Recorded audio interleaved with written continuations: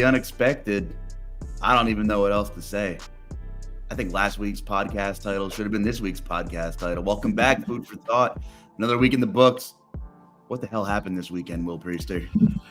It's an every week affair at this point. I think the only thing that I can say is what you said. Expect the unexpected.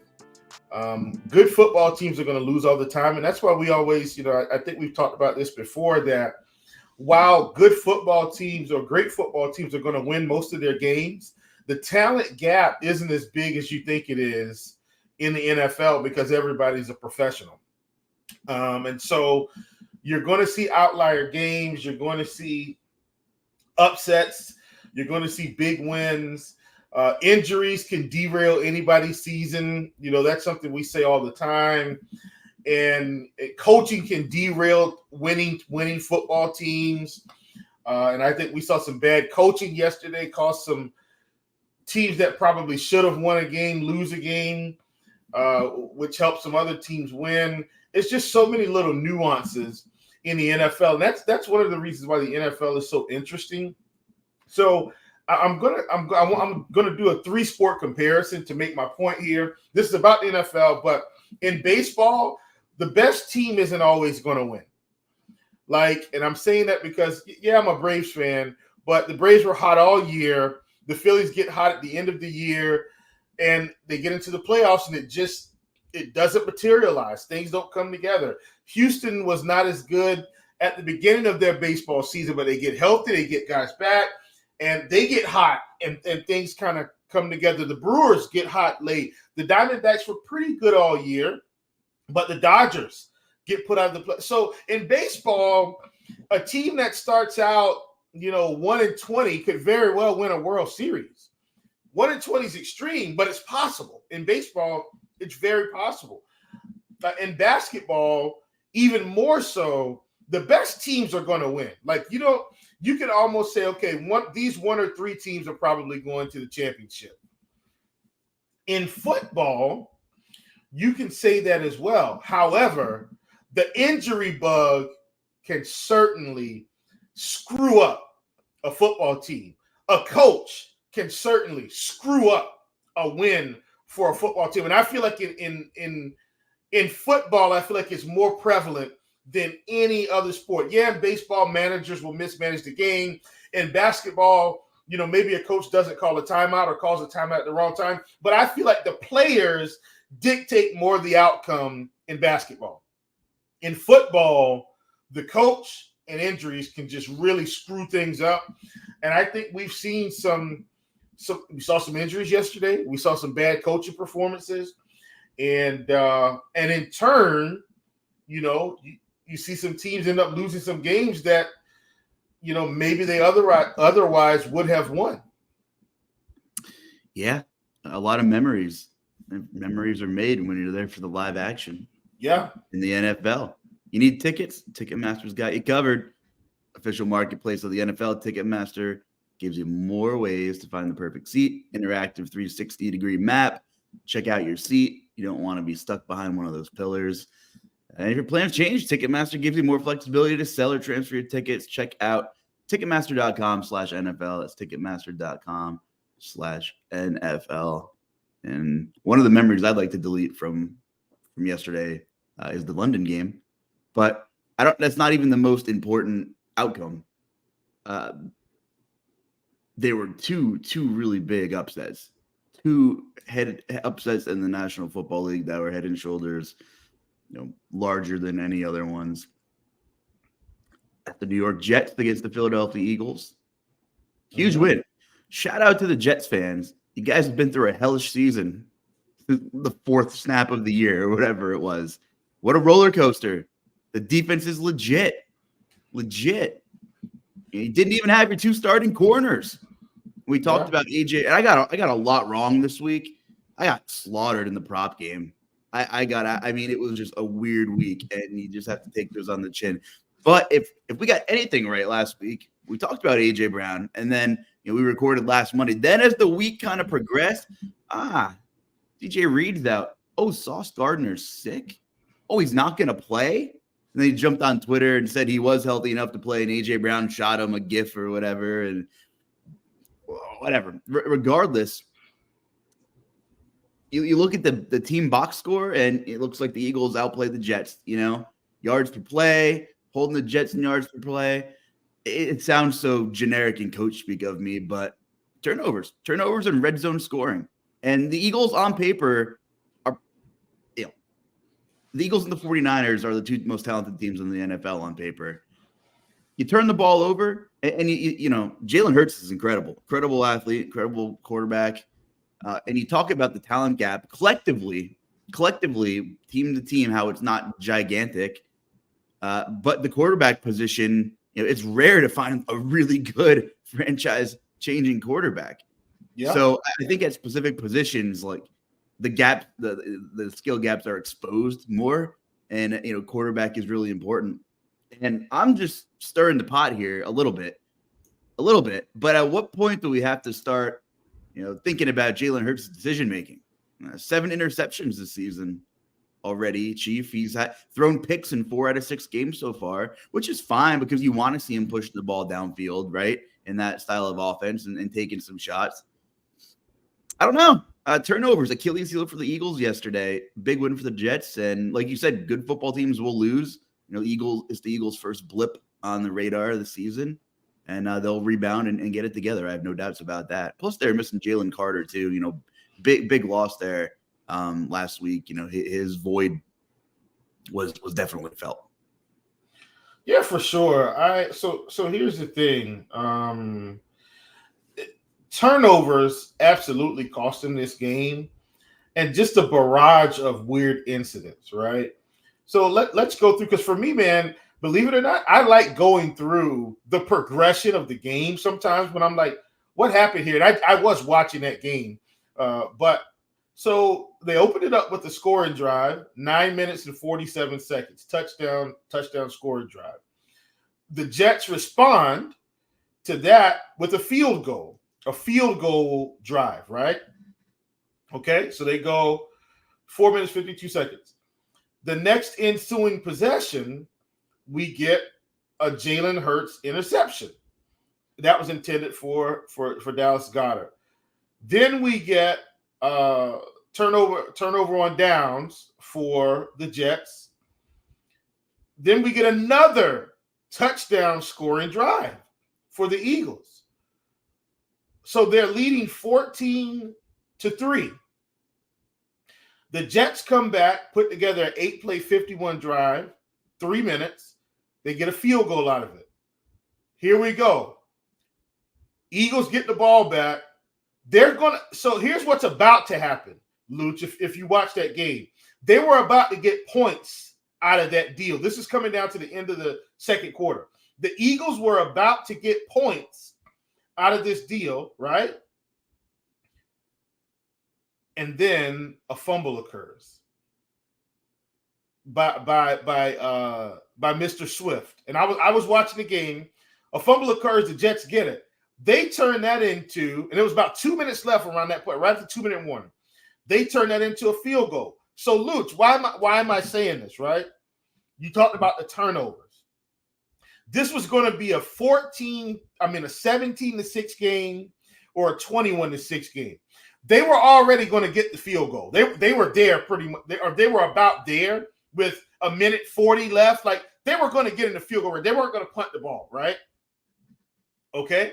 Instead, they have a turnover. We end the half at 14-9. Now, why is that important, Luuch? Why is this important? They end up losing 20-14. Luuch, they didn't score any points in the second half. Turnovers. Now, if this thing is 17-9 and then 17-12, the Eagles are playing with a slightly different game plan, right? But it just went bonkers for them. Like, no points in the second half. 2 interceptions in the second. Just bad quarterback play in bad spots. Because I'm not going to say he didn't play well in certain spots. Like, certain spots of this game, Hurts looked like a world beater. But in the second half, to not have any points, and they did have a missed field goal in the second half. Don't get me wrong, right? They had a missed field goal, and it was a 37-yarder at that. Like that's the kind of stuff that loses football games. You see what I'm saying, Luuch? So I'm going to say this, and I'm going to shut up and get out of the way because I've been hogging the mic here. You missed 3 points at the end of about the end of first half. You miss another 3 points in the second half, a chip shot basically. That's 6 points. You see, and so now we're looking at a possible overtime game where they could probably pull it off, get their heads together, or a slightly different scenario where they have slightly different game calling because of the scoring situation. All of those things definitely impact the game in a big way. And so for me, when I looked at this game, they just had a barrage of miscues, and that cost them playing the Jets. Well, they held the Jets 2 of 11 on third down. I mean, you look at some of those numbers, and it just comes down to the turnovers, like you said. That's what it comes down to. You talk about play calling and a neutral game script, but big kudos to the Jets defensive line. The Eagles have the best offensive line in football. They had less than 35 rushing yards between the running backs. So I understand if there was no success on the ground, but Philly completely abandoned, trying to get that run game going. And Hurts threw the ball 45 plus times. That's not when Jalen Hurts is at his best. And clearly the play action wasn't as effective because he didn't get the ground game going either. It was one of those games, like you said. So, yeah. But, taking nothing away from the Jets, they took advantage of those opportunities where the Eagles shot themselves in the foot. I came away with a huge win. So I don't doubt the Eagles will get it together. But you look at some of these numbers now and you scratch your head, and we're going into week 7, and Jalen Hurts has a pick for every week going into week 7. So I don't know. But of course, we know how scary this offense is when it gets going. In the beginning, it was AJ Brown was quiet. He flipped out. Now he's getting a ton of targets. Now Devontae Smith has kind of been MIA for a while. But that's the AJ Brown effect. Like, and to me, God, I feel like I'm being so interruptive here. I'm so sorry. No. But like, the coaches got to figure out how to get both of these guys involved so that they could actually be a threatening offense. Do you get what I'm saying? Like, if teams know that both of these guys are going to burn us every game, then you're going to have more holes. Like, I feel like AJ Brown has complained, and now they're just kind of forcing him the ball. Guess what, Luuch? He should be getting 10 targets a game, but Devontae Smith should be getting probably also 10 targets a game or somewhere close. Now, look, Devontae Smith had some timely drops yesterday, Luuch. So, look, still, like, once again, they had a barrage of miscues. He dropped some balls he should have caught yesterday.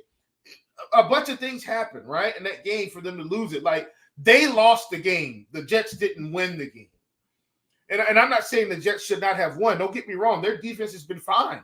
That's why Jalen Hurts probably played so bad. Like, I saw some clips where they had these simulated pressures on him, and he's feeling like the pocket's caving in and collapsing. He's letting it go. He's getting out. Like, he didn't have a huge rushing performance yesterday. Like, the Jets did their job. But Philly also lost this game with so many miscues. I'd like to see schematically, I'd like to see some more jet sweep motion threats, even if it's in the wrinkles there with AJ Brown and Devontae Smith. But, AJ Brown is so good with the football in his hands, and we see more of this, jet sweep receiver, pre-snap receiver in motion, even if it's kind of a little bit of another play action look. But I think that wrinkle could be really effective if they start incorporating something like that. And AJ Brown, doesn't have a carry, didn't have a carry last year either, I don't think. But he's so good in space that you have to at least honor that. Suddenly you put that on tape. You give him one or two, like maybe he gets one carry a week, and then it's on tape. And then the defense has to be ready for that. And that one carry could be a home run. So yeah, I'm kind of like would hope Philly thinks about using him just another way to get him the ball in space. That way, if he doesn't get those 10 targets, he's still involved and he shuts up. But not only that, he's electric when he has the ball in space. So that would be really cool to see a new little dynamic there in that offense. But I guess I could only hope. So yeah, big win for the Jets. Gotta love it. Anything else on that one? No. So how about the 49ers? Listen, I'm actually probably more shocked that the Jets lost than the 49ers lost. Let me tell you why. So, and this is not a knock on the 49ers as a team. Their team is fine. But Deebo Samuel goes out, and this is by far probably the toughest game they've had to play in. It's not like they were in San Francisco and lost. They were in Cleveland in slightly bad conditions, right? Wet ball. I think everybody's probably seen the highlight now where you've got Brock Purdy just trying to throw the ball and it slips out of his hands. He fell on it. They didn't lose the ball at that point. But I think that speaks to the reality of the weather conditions in that game. And then Christian McCaffrey gets hurt. Deebo Samuel gets hurt in the first half. And then lo and behold, the Browns are sitting back here saying, wait a minute. They don't have all of these. They don't have two of their bigger weapons. And they were just able to kind of tee off here and make Brock Purdy a little bit uncomfortable. Look, Brock Purdy doesn't even get them in the field goal range without a pass interference call late in that game. They could have easily been done. So my point is, I don't want to read too much into the 49ers loss. I'm less shocked. Game conditions, losing two of your best players, in the middle of the game. Once again, injuries, and they lost because they missed a field goal at the end. They very well could have won this game 20-19. Moody goes up there, shanks a 30-something yard or 40-yard or whatever. Same thing for Jake Elliott. Once again, points matter. And this is why I say that take the points whenever you can get them. You don't know if you're going to have that opportunity again. So, Luuch, for me, I'm more shocked that Philly lost because I felt like they were a much better team. You know how I feel about the Browns. I actually think the Browns are a good football team, and their defense showed up yesterday. Conditions, players hurt, recipe for a disaster for the 49ers. Once again, 49ers still should have won. Not overlooking that. A missed field goal cost them, but Browns, come out triumphant. 25 penalties in that game, too. Just a slop fest of a football game. Yeah. And right now, from what I'm reading Monday here, a lot of uncertainty about McCaffrey's situation. Really nothing yet. We don't know yet. A lot of injuries on Sunday and a lot of injuries that we don't know the timetables of or the significance of just yet. But, those definitely were some big ones. It looks like an oblique for McCaffrey. So we'll see. Interesting stuff there, but hell of a win. PJ Walker, what can you say? Got thrown in that situation, got a huge win. The Browns were 9.5 point dogs. So just massive win. Yeah. Whenever Deshaun Watson decides to play football again, we'll see what kind of shape the Browns are in.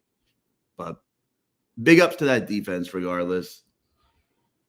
Yeah. Yet the injuries are a huge elephant in the room. I guess I'll just break up our little game-by-game recap with, Justin Fields has a thumb issue. And they lost 19-13. Now, Fields didn't look good yesterday. Don't get me wrong. I for some reason, I don't know what was going on. It looked bad. They were just a bad offense. DJ Moore wasn't getting the ball. I don't know what that was, but they still only lost 19-13. I got to think some way, somehow, if he's in the game late, they find ways to make plays. But once again, the Bears have been a bad football team most of the year outside of two really explosive weeks. Vikings got the monkey off their back yesterday without one of their weapons. in Justice Jefferson, who's also hurt. He's on the IR. So look, injuries, man, can just slow you down big time. Yeah, and we got more updates on Anthony Richardson, and it looks like they're considering season-ending surgery. That's terrible for just the organization and him progressing. And let's go back to the London game. You know, Tannehill goes out of the game. More injuries there. Now, once again, he wasn't playing fantastic, but I mean, just injuries. They can just really screw the pooch. That's an interesting situation because you're 2-4. You got the bye week coming up. The first 4 offensive possessions in that game for red zone, red zone trips all ended up in field goals, both sides. Tennessee and Baltimore have historically good red zone defense right now. It's about 20% less of a touchdown skew than the best red zone defense last season was the Rams, surprisingly, in terms of giving up touchdowns. So I thought we'd see some regression. Neither team could punch it in early, and we got hooked on that 40.5 total there. That was pretty brutal. But it's okay. But the problem is here that division is the Jaguars are separating with a huge win. You're 2-4. The back half of the Tennessee schedule is winnable. They have some games that should be competitive. They have Carolina's, no offense. Carolina is winnable. Who knows who's going to win that game? Carolina's on the schedule. You still have a bunch of divisional games. Atlanta after the bye. I'm not saying that it's, Tannehill should play because I don't think that is the logical answer right now. It's his contract year. Maybe they move him if he's healthy. That's the other thing. Contract year. That was kind of a bad scenario there in terms of, if Tennessee's going to sell, who knows how bad that ankle or that foot is. And he's coming off an injury last season. And I don't think he was completely right. We know what Tannehill is. Good game manager, needs to play action. Good when he has a clean pocket. Father time has caught up. He cannot extend a play at all. He's a statue. I don't know, that mobility we saw 2, 3, 4 years ago, completely gone. He can't even wiggle around in there anymore. And it's 2023, and we talked about this. You need a quarterback with at least a little wiggle back there to go off script. And he brings none of that. And he was great when he took over for Mariota. And maybe I'm getting some of those vibes. I don't know. Malik Willis came in, and as good of a preseason as he had, and he definitely improved. And Tennessee knew, the NFL knew, that he was a project quarterback, and he's shown a little bit of improvement. But the biggest issue with Malik Willis still, Chief, is he will not cut loose. He doesn't trust what he sees, and he doesn't rip the football. Will Levis, for whatever reason, maybe he outplayed Will Levis, and Levis was a little dinged up in camp, but Malik was, he won that second quarterback job. My thing is, okay, not looking great for Tennessee, probably not going to be the worst team in the league. You're not going to be in the Caleb Williams sweepstakes, but, you might have 8, 9, 10 pick. Who knows at this point? They got 2 weeks to prepare. Personally, I would love to see what they have out of Will Levis. I think the entire world wants to see what Will Levis can bring to the NFL after the whole draft, all the steam. Well, maybe he goes 2 overall or 3 overall. He slips to the second round. And, Will Levis, he's kind of a mystery. He's got that size. He has a quick release. He's got the cannon. His decision-making, I don't know. Is he going to be able to read defenses? I don't know. But he certainly brings that, dynamic in the pocket, mobility-wise, that Tannehill just doesn't have anymore. But what I would like to see, I think you have to get Will Levis in there. The Titans know where Malik Willis is at. They've seen a great deal of him. If you're playing NFL preseason DFS, he was playing every snap of every game pretty much. Yeah. They know what they have at this point. So if you want to kind of start seeing, you got to see what you have in Will Levis. Otherwise, it's just kind of wasted time. What are your thoughts on this situation here? Well, this is why if I'm in the NFL, I don't want to be a quarterback. And I'm going to explain this in the best way that I can. If you don't go to a bad team, you're almost never going to get a fair shake at quarterback. Almost never, right? You're going to kind of be relegated to this backup role unless you're the Packers, where they draft for the future on purpose for you to start later, right? If you're a quarterback in the NFL, like Malik Willis, like we can say Malik Willis got a fair shake, but he didn't really get a fair shake because he's never going to have an actual chance to start a full season with the organization backing him.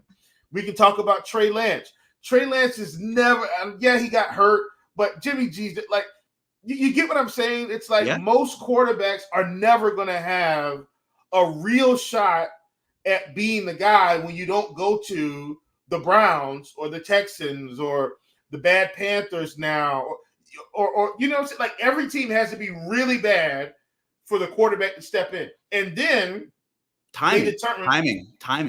Right. Like Justin Herbert. He comes in like him and Tua and those guys, they go to bad teams. Think about this. So for Justin Herbert and Tua to go to Miami and the Chargers, they have to be bad. Not only that, Chief, but those guys that you mentioned, they were drafted to be the guy.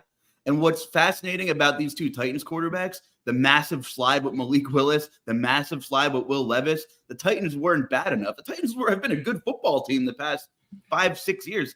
Hell, they made it to an AFC championship game against Kansas City, you know, and we're the 1 seed and choked to the Bengals. We know that story. Yeah. This has been a pretty successful team, but it's with both quarterbacks. Did the Titans go out of their way to draft their guy? They both kind of fell into the in Tennessee's lap. Yes, they moved up a couple of picks to get each one of them, but just kind of the way it worked out, timing and everyone else's decisions. At that point, they said, "Hell, we'll see. We'll take Will Levis in the second round." But now they have to play their cards right, and we're at the point now, Chief. I think to kind of back your point, if they go with Will Levis, they can't go back to Malik Willis. They can't be like, you know what? We'll go back to Malik Willis, right? They just can't do that. Also, you can't go back to Ryan Tannehill if he's healthy either, and you make the change. Right, and that's what I'm saying. Like, you know, we look at these teams, and it's like, well, so Mac Jones kind of got drafted to be the guy, right? He's on a bad football team, and he's looking like he's kind of out of dodge here. Like it's quarterbacks aren't as slam dunk as we think. I think that's the point I'm trying to make here. But the only way you get that fair shot is you got to be considered like in the top 10 coming out of college. That's the only way you get a real fair shot. That's why Caleb Williams is going to get a fair shot. They're viewing him as a top guy. Drake maybe, right? Like, and I'm not saying these quarterbacks can't be really good quarterbacks. What I'm saying is, who are going to be the teams at the end that are drafting? The Bears, the Patriots. You know, the Colts aren't going to draft a quarterback again. They've got Richardson, so I don't see them doing it. The Panthers aren't going to do it. They just picked up Bryce Young, so they're going to miss out. The Broncos are probably going to be down here at the bottom. You know, I think the Broncos are a candidate to draft a quarterback. Like, you know, I mean, the Broncos might sell after Thursday's game, and maybe Tennessee starts selling. Derrick Henry, love him, legend, Hall of Famer, contract's up. Tajay Spears looking pretty damn good. It would break my heart to not see Derrick Henry finish the season, but from a business perspective, I mean, there's had to be some conversations. I mean, we've heard rumors before the season even started, but you mentioned the margin for error. The Titans are 2-4, and we're saying the world is falling. And regardless, like there's a new quarterback that's going to likely start regardless due to injury. But you look at week 1 with Tennessee and the Saints, the controversial non-fumble call, right? Didn't go Tennessee's way. You know, and then this Titans team would be 3 and hypothetically could be 3-3, and you're probably not having that conversation yet at 3-3. But boy, 2-4, major difference there, especially with the way things are going, especially with Tannehill and Henry's contracts both being up. It's a very unique situation. This team has, I think, the 5th or 6th-ish most cap space into next year. It might be, honestly, it might be time to start selling after that loss. And yeah, I guess I was wrong, but you know, a couple of different breaks and it's a 500 team, but we will see what happens, man. But you're right, timing is everything. A lot of quarterbacks don't get don't get a fair shake. I mean, speaking of, and we're like, I don't think we need to spend a ton of time on this game, but Tyrod Taylor never got a fair shake. Like, what a journey that guy's been on. And he battles his tail off, and the Bills and Giants kind of go down to the wire in a really ugly football game, man. Yeah, and the Giants could also be in the quarterback market in this draft. I know they just paid Daniel Jones some money, but I mean, you got a chance to get one of these other top quarterbacks. Like, I don't think we feel like Daniel Jones is a franchise-changing quarterback. You know what I'm saying? Like, and that's not anything against Daniel Jones. I just think, like what are we expecting here? The Cardinals are probably going to be in the running for another quarterback, and hey, we talked about the dark horse. We talked about New England, and guess who added another loss to that column? Right. That's what I'm saying. Like, and the Cardinals still have a young quarterback on their team. Like, we're just 2 seasons removed from this team looking like they were turning a corner. You know what I'm saying? Like, Kyler Murray is still, I think, a reasonably good quarterback. He's just small, but he's shifty. He's got arm talent. He could end up going somewhere else. And now one of these top-tier teams don't need a quarterback. So I'm just saying, bottom line is, if I was a football player, I wouldn't want to be the quarterback. They're not going to ever get their fair shake. Wide receivers are going to get their fair shake somewhat. Running backs are going to get their fair shake somewhat. Like, they might be in a split. It may be a committee. You come in like Rashee Rice. He comes into Kansas City. Maybe he's wide receiver 2 or 3 on the depth chart now. But he gets on the field, he produces, he gets a chance to prove himself. All of a sudden, next season he comes in, he's wide receiver 2. Maybe the next year he's wide receiver 1, whatever. But quarterbacks, because there's only one quarterback on the field at a time, they're never going to get a fair shake unless they're the guy coming in. Turnovers killed a lot of teams. That sounds so generic. One more other injury here. Jimmy G, David Montgomery for the Raiders. David Montgomery. I mean, that's what I'm saying. Now, and the Lions still pulled off a win. But injuries, man, they can really hamper your season. All right. Hats off to Jared Goff. I mean, you want to stick there. I mean, they got Tampa Bay off a bye, I believe. I believe Tampa's coming off a bye. So for Detroit to go on the road and stick it to them, and Jared Goff, huge game. Right, Montgomery goes down. What's football guy Dan Campbell going to do when he can't feed David Montgomery 30 times? Well, Jared Goff goes over there and slings it. Yeah, and that was on the road. That was on the road, right? Outside. Because remember, what was the knock on Jared Goff? Can't play on the road. You can only play at home in the dome. Well, he got it done. Big win. Big win for Detroit. And another one, Jacksonville. Statement, 37 points. Turnovers absolutely killed Indianapolis. And Trevor Lawrence didn't have to do too much in this game. Like, the running game got going, the defense did well. Like, so, and Lawrence also a little nicked up coming out of that game. Yeah. 37 points. I missed on Calvin Ridley props. Well, Lawrence only threw for 181. That's what I'm saying. He only threw the ball 30 times. Some of my misses were kind of similar. Jordan Addison, Kirk Cousins threw for $180. I know there were some sustained wins there, but didn't really scare me. But I lost that one too. Jamar Chase killed me. 13 targets, only 80 yards. I mean, just one of those weeks between Ridley having that salivating cornerback matchup with the Colts. So I got crushed this week. I'll go back and what's the opposite of a victory lap? A tune-up when I took a pit stop. Yeah, I mean, I was ahead of a lot of line movement too, like multiple yards. Got early in the week. You bet props early in the week because the market moves so fast, and I got killed. I got absolutely killed. But regardless, I mean, turnovers. Gardner Minshew. We just had that backup quarterback discussion, and I saw someone in the YouTube comment said, "Hey, don't forget about Cooper Rush." Like, you know what? Cooper Rush could ball a little bit too. I'm about to slide Gardner Minshew down my rankings a little bit though after throwing 3 picks in the backup quarterback rankings. But that gift wrapped essentially the Jaguars W. Turnovers. Yeah, 21-point second quarter for Jacksonville, creating some separation. Credit credit due where it's deserved. Jacksonville separating as they should, as the Vegas favorite and everyone's darling. Kudos to Jacksonville, and hopefully T-Law is ready to roll for next week. They play next week, right? Hold on, there's a ton of buys. Thursday night football. Ooh, quick turnaround. Yep, play the Saints in New Orleans. Hostile road environment, as they say. Yeah, right in the dome down there. Mm-hmm. Saints coming off coming off a loss. Oh man, the Saints just can't put it together. I mean, listen, if I told you right now Derek Carr threw for over 300 yesterday, in your mind you'd probably be saying, "Oh my goodness, the Saints must have teed off." They scored 13 points. Derek Carr threw 32 for 50, 353. Chris Olave 7 for 96.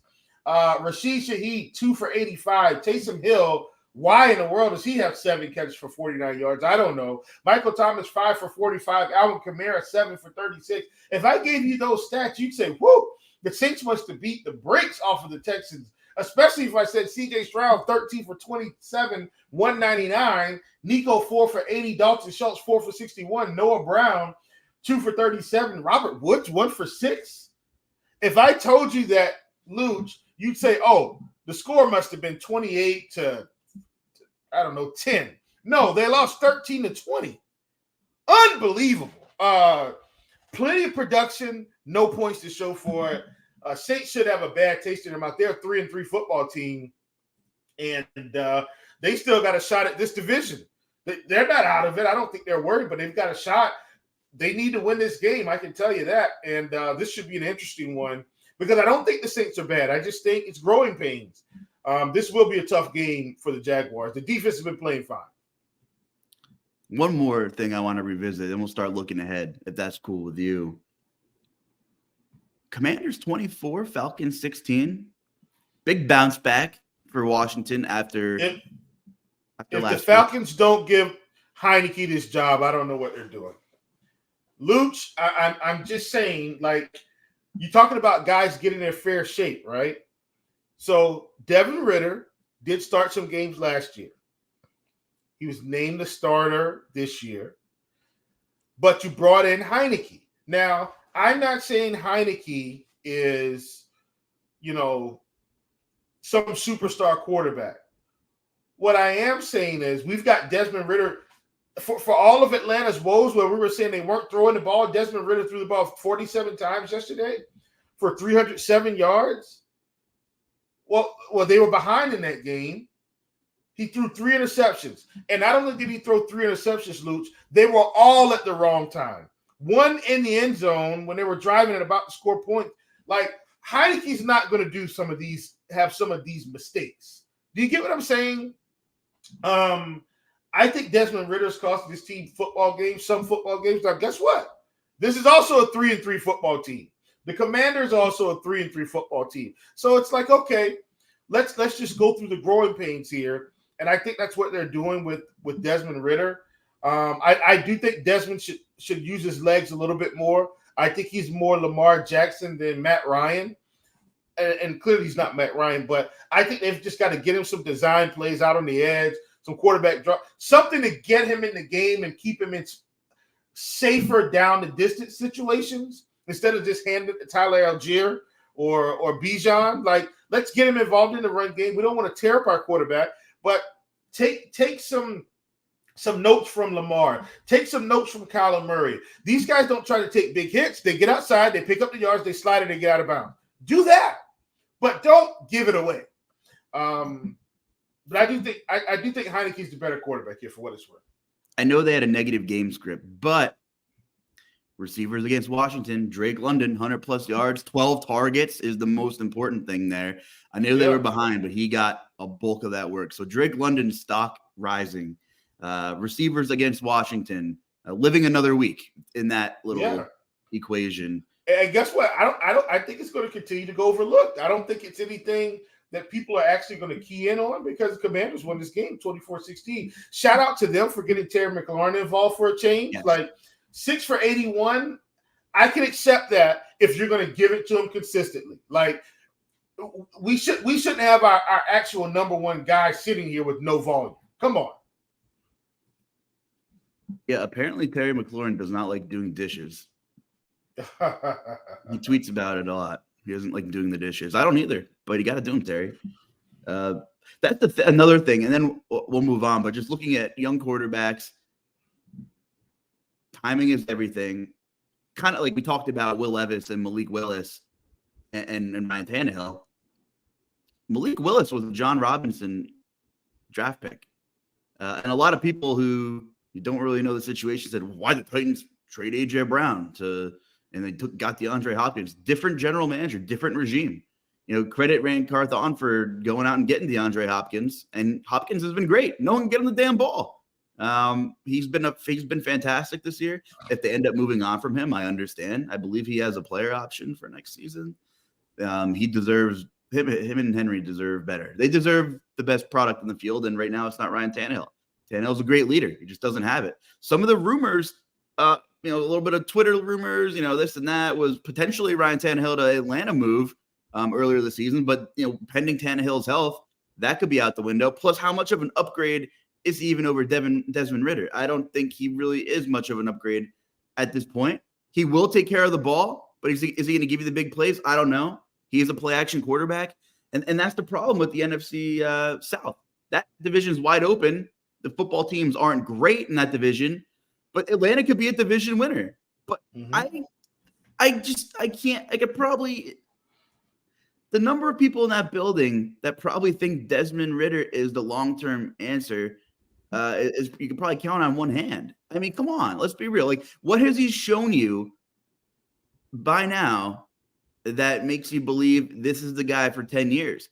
He might be able to win you the division this year, but it just kind of feels like that situation where, well, what's the next 10 years going to look like, right? Like, where are we going to go from here? And they're not going to be bad enough to get into Caleb Williams sweepstakes, right? So, yeah.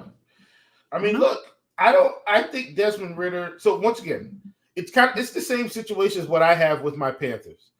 Do I think Andy Dalton is the better quarterback today? Absolutely. Without question. Andy Dalton's been around. He's a veteran, so forth and so on. But I understand with the organization, like, they've got to commit to their young quarterback and let him go through the growing pains. And so the only reason why I'm saying I think Desmond Ridder should maybe be behind Heineke right now is because Atlanta seems to be in a win now scenario. And maybe I'm misinterpreting their stance on winning. I don't think the Panthers are in win now mode. So I'm perfectly fine with you running Bryce Young out there every week and hoping he has tangible improvements week to week to week. When I look at the Falcons, I feel like based on their team structure, they want to win now. And if you want to win now, I don't think Desmond Ridder gives you the best chance. And that's so that's where maybe you call it gray area, but that's my fine line. Is the team in win now mode? No? Okay. Young quarterback should be playing. No need to be running out veterans when we're not in win now mode. If the owners are going to give you time to develop, take the time, put the quarterback out there right now so he doesn't have to come in year 3 and be at a year 1 level in terms of seeing the game, experiencing the game, taking the hits, reading the defenses. He needs the experience. If you're in win now mode, always go with your best option. And I think the Falcons' best option is Heineke at this point. That's another situation where if you go with Heineke, you cannot go back to Desmond Ridder, though. So unless he gets hurt. Right. Yeah. Right. Unless he gets hurt. Right. And just, the Tannehill thing, who knows? I mean, maybe he will get healthy over the bye week, and maybe we'll see some more injuries, and maybe the phone will ring, and then you have another big decision to make. And, Tannehill contract's up. I mean, the offer won't be too serious in terms of draft capital. I would kind of be surprised if Tannehill wasn't moved. And if he didn't get hurt, Mike Vrabel and company probably would have stuck with him a little bit longer.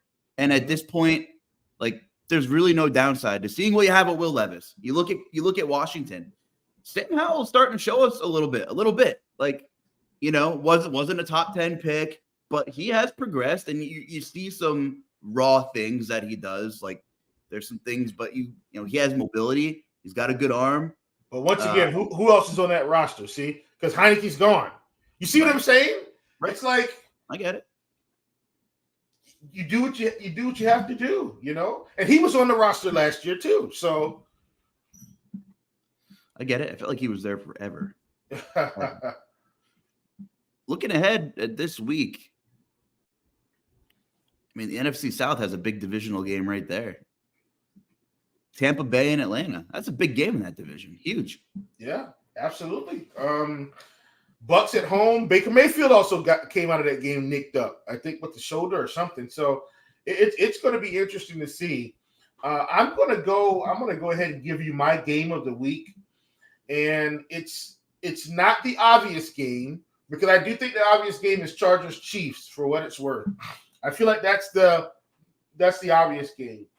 This game is satellite, so it's not on the main slate, but I do want to talk about it. I will be on that showdown show, but I want to see how the Eagles respond after this week losing with probably the most explosive offense in football coming to town. Like, to me, this is going to tell me who the Eagles are this week. Like last week they saw a really good defense mostly. This week they're going to see a really good offense. And so, look, we saw the Dolphins go down 14-0 yesterday to the Panthers, and they didn't blink. You looked, and it was like 30-14, just like that. Boom, 21-14, excuse me, just like that. And so I think they scored in a minute 40 seconds after it was 14-7.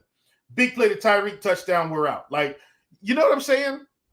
So how do the Eagles respond this week when they will absolutely have to lean on their offense? Their defense, I don't think, because it's a week-to-week league. The Dolphins could come out and look like trash. I get it. But I don't expect them to not score this week.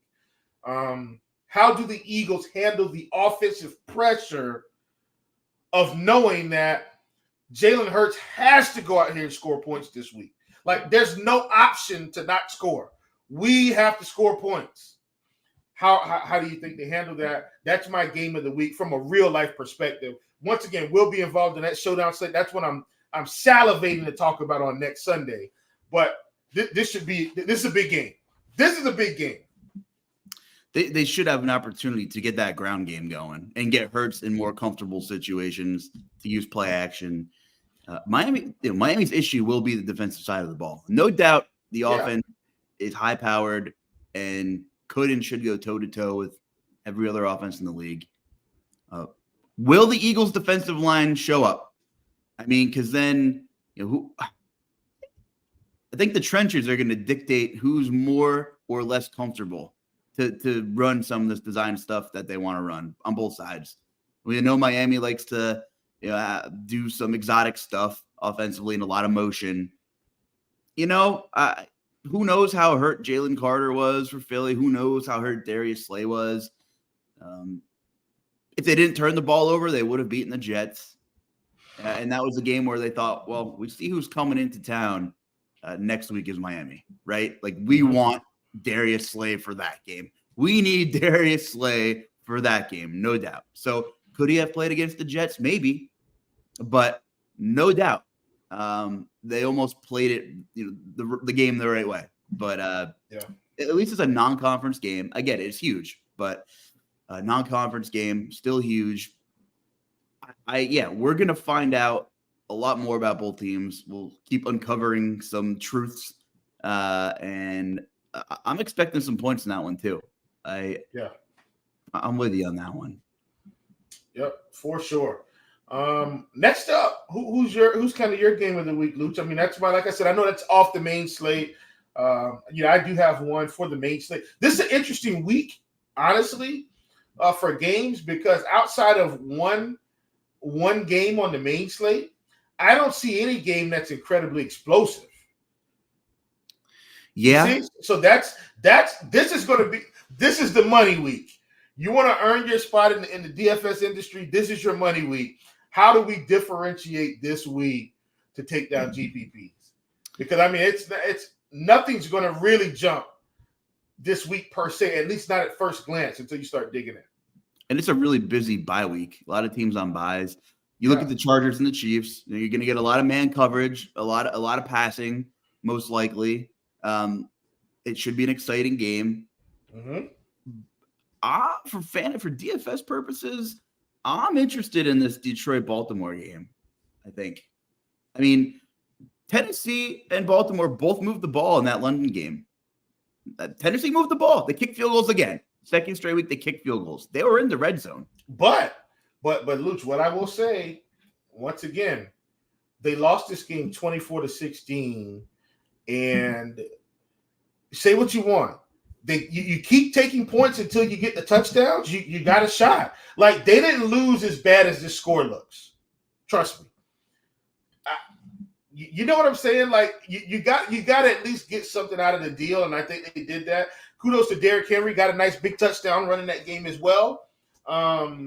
So, you know, I think for Tennessee this week, I'm saying for Baltimore this week, Baltimore kicked 6 field goals. That's how they won this game. Yep, they moved Luuch, the ball. They kicked 6 field goals. Oh, I trust me, I know. I mean, you see what I'm saying? Like, they just Harbaugh said, "Hey, let's just keep taking them, keep taking them, keep taking them, keep it." You would think they scored 3 touchdowns and a field goal. No, they kicked 6 field goals in this game.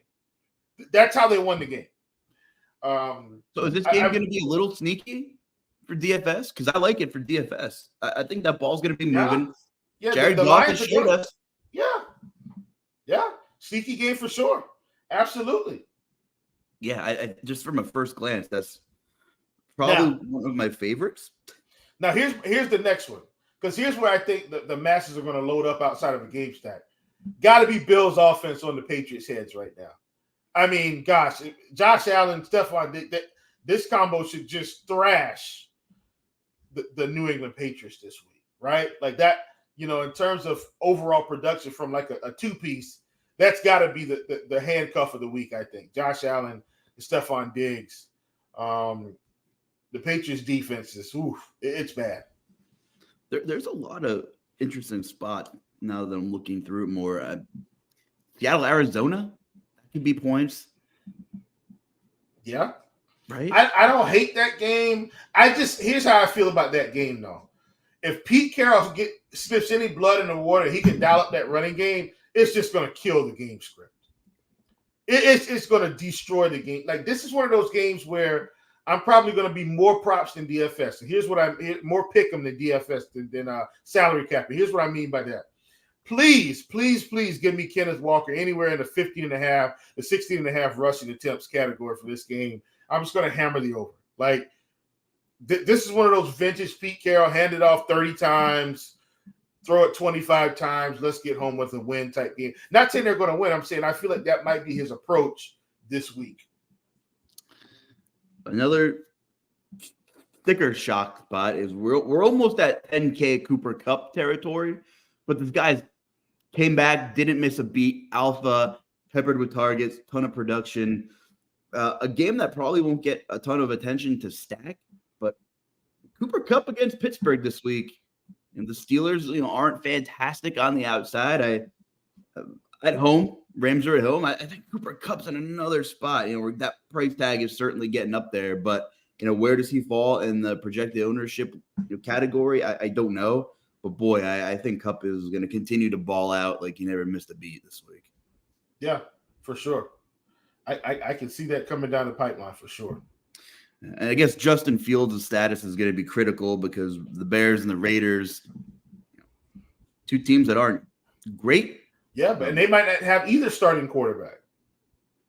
Yeah, how about that? So that kind of puts a damper on, DJ Moore, Devontae Adams. Jacoby Myers didn't have a single catch in the second half, had 5 in the first half for about 60-something yards and a touchdown. Devontae Adams not getting targeted in the offense. It's just, I don't know what's going on over there in Oakland, but Devontae Adams has got to be frustrated. I mean, he got 1 target in the first half, Luuch.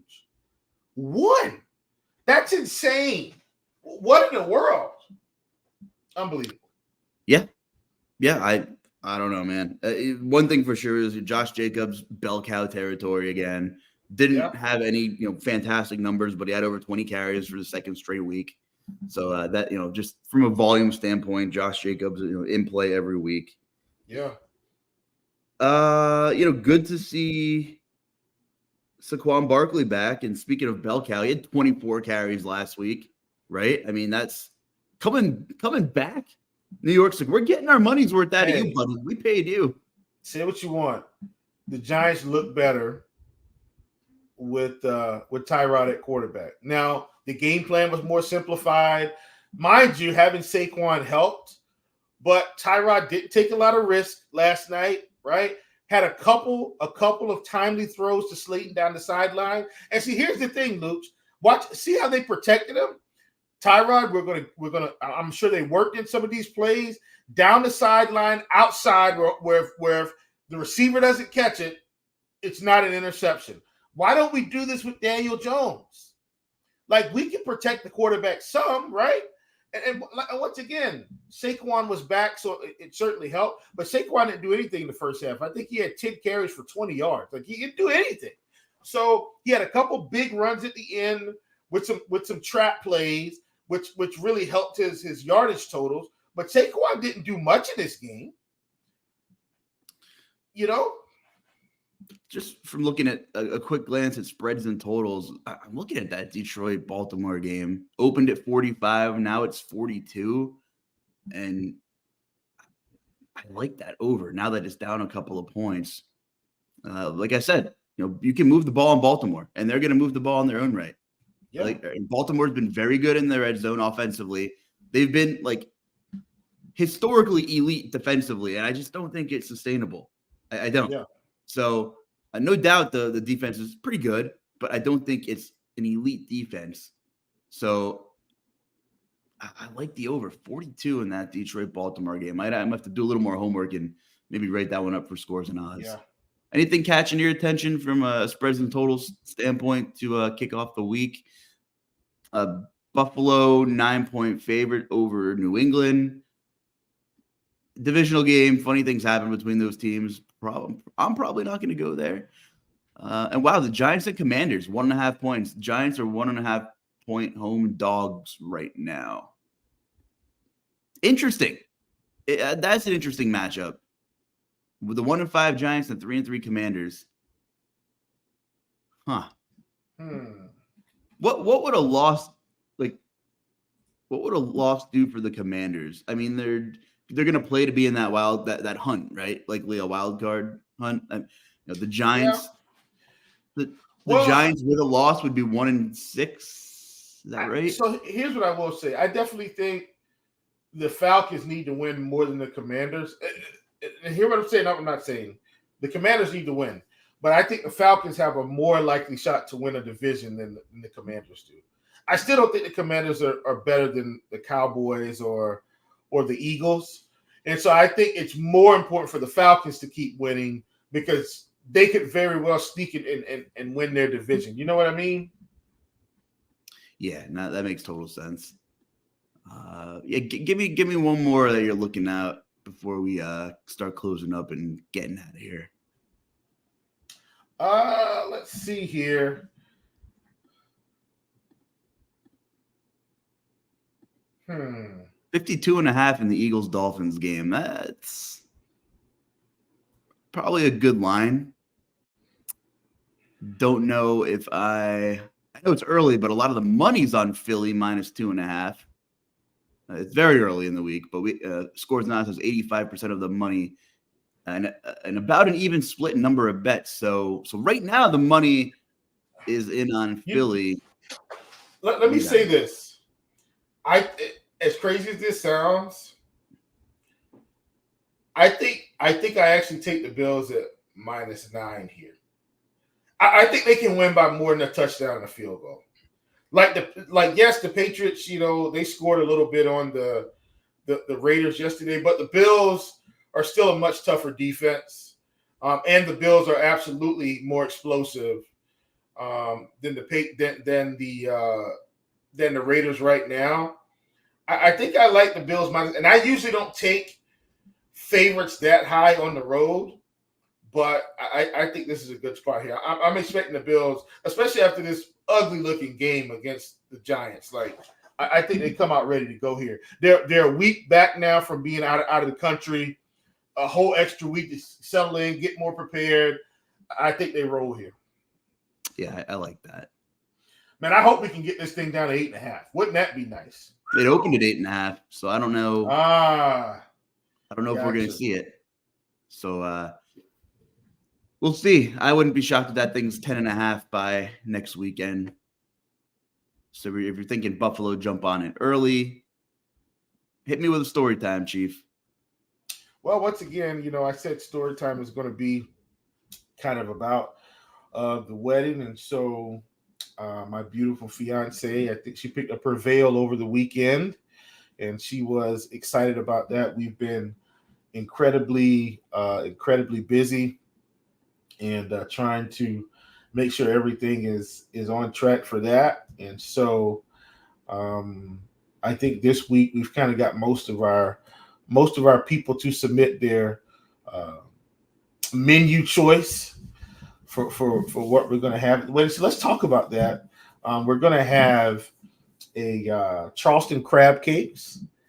That's one option for those that like crab cakes. That's one option with some mashed potatoes and like a corn succotash.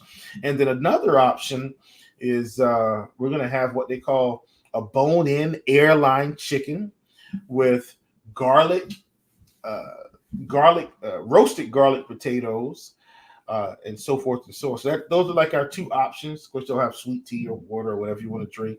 But hopefully it ends up being pretty good. We almost went with the lemon herb chicken, but we decided to go a little bit more traditional. So it, didn't. More people would be probably more into more traditional chicken than lemon herb. But I guess that's kind of story time, man. A little GPP food of the day, Chiefs wedding food, if you will. Yeah, how was the taste testing going on? How was everything? Yeah, it was good. It was good. Cake's good. Food's good. I mean, no complaints here. No complaints here. Awesome stuff, buddy. Let's wrap it up. Another week in the books, food for thought. Thanks for sticking with us. Of course, if you're new to the show, you get a little bit of DFS and a little bit of betting, but on a Monday, we're just here to break down some stuff we saw, since there's not a ton of analysis out there just yet. A little bit of barbershop talk here, whatever you want to call it. Thanks for sticking with us. Tune in next week. Like and subscribe to RotoGrinders YouTube channel. For the Chief Full Priester, I'm the Luuch. Good luck, everybody.